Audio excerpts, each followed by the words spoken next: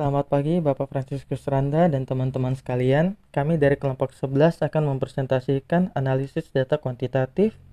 Adapun nama dari kelompok kami yaitu pertama Christian Esra 1913-016, Krisancio Davonta Hiwono 1913-076. Yang pertama yaitu menyiapkan data untuk analisis. Setelah data diperoleh melalui kuesioner, data tersebut perlu diberikan kode, dimasukkan dan diedit. Artinya kategorisasi harus diatur sebelum data dapat diketik. Kemudian outline, inkonsistensi, dan tanggapan kosong jika ada harus ditangani dengan cara tertentu. Yang berikutnya itu pengkodaan dan entry data. Langkah pertama dalam persiapan data adalah pengkodaan data. Pengkodaan data melibatkan pemberian nomor ke peserta tanggapan sehingga mereka dapat memasukkan ke dalam database. Berikutnya, mengkode tanggapan. Tanggapan karyawan untuk 22 pertanyaan pertama dapat diberikan kode dengan menggunakan nomor sebenarnya yang dilingkari oleh responden. Kesalahan manusia dapat terjadi saat pengkodean. Oleh karena itu, setidaknya 10% dari kuesioner berkode harus diperiksa keakuratan pengkodeannya. Pemilihan mereka dapat mengikuti prosedur pengambilan sampel sistematis. Artinya, setiap bentuk yang dikodekan dapat diverifikasi keakuratannya. Yang berikutnya yaitu mengedit data. Pengeditan data berkaitan dengan pendeteksian dan koreksi data yang tidak logis, tidak konsisten, atau ilegal, dan penghilangan informasi yang dikembalikan oleh peserta penelitian. Yang pertama yaitu data tidak logis. Contoh respon tidak logis adalah respon outlier. Outlier adalah pengamatan yang secara substansial berbeda dari pengamatan lainnya. Yang kedua, tanggapan tidak konsisten. Tanggapan yang tidak konsisten adalah tanggapan yang tidak selaras dengan informasi lainnya. Yang ketiga, kode ilegal. Kode ilegal adalah nilai yang tidak ditentukan dalam instruksi pengkodean. Yang berikutnya, transformasi data. Transformasi data, variasi pengkodean data adalah proses mengubah representasi numerik asli dari nilai kuantitatif ke nilai lain. Data biasanya diubah untuk menghindari masalah pada tahap selanjutnya dari proses analisis data. Transformasi data juga diperlukan ketika beberapa pertanyaan telah digunakan untuk mengukur satu konsep. Yang berikutnya yaitu frekuensi. Frekuensi hanya mengacu pada beberapa kali berbagai subkategori dari fenomena tertentu terjadi, dari mana presentasi dan presentasi kumulatif kemunculannya dapat dengan mudah dihitung.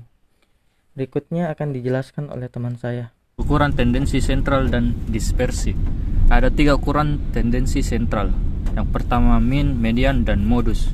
Ukuran dispersi meliputi range, standar deviasi, variance atau di mana ukuran tendensi sentral adalah mean dan rentang interkuartil. Ukuran tendensi sentral. Yang pertama mean. Mean atau rata-rata adalah ukuran tendensi sentral yang menawarkan gambar umum dari data tanpa perlu membanjiri satu dengan masing-masing pengamatan dalam kumpulan data. Yang kedua, median. Median adalah item sentral dalam kelompok pengamatan ketika mereka disusun dalam urutan menaik atau menurun. Dan yang ketiga, modus. Modus dalam beberapa kasus satu set pengamatan tidak memberikan representasi yang berarti melalui mean atau median, tetapi dapat ditandai dengan fenomena yang paling sering terjadi. Ukuran dispersi. Yang pertama, rentang. Rentang mengacu pada nilai ekstrim dalam satu set pengamatan. Yang kedua, variance. Variance dihitung dengan mengurangi rata-rata dari masing-masing pengamatan dalam kumpulan data, dan juga mengambil kuadrat dari perbedaan ini dan membagi totalnya dengan jumlah pengamatan. Yang ketiga, standar deviasi. Standar deviasi yang merupakan ukuran dispersi lain untuk data rasio, menawarkan indeks, penyebaran distribusi, atau variabilitas dalam data. Dan yang keempat, ukuran dispersi lainnya. Ketika median, yaitu ukuran tendensi sentral, persentil, desil, dan kuartil menjadi bermakna. Selanjutnya, hubungan antara dua variabel nominal uji X pangkat 2.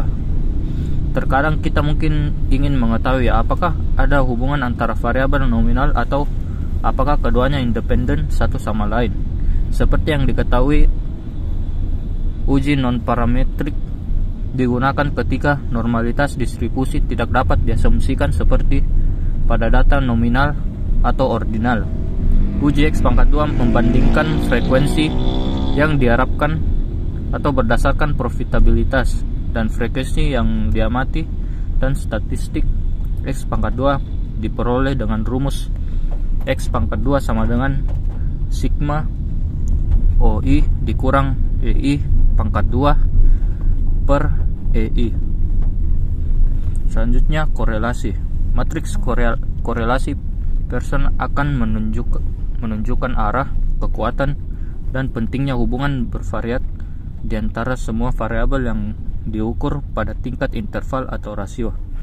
Korelasi diperoleh dengan menilai variasi dalam satu variabel karena variabel lain juga bervariasi. Keandalan suatu ukuran ditetapkan dengan menguji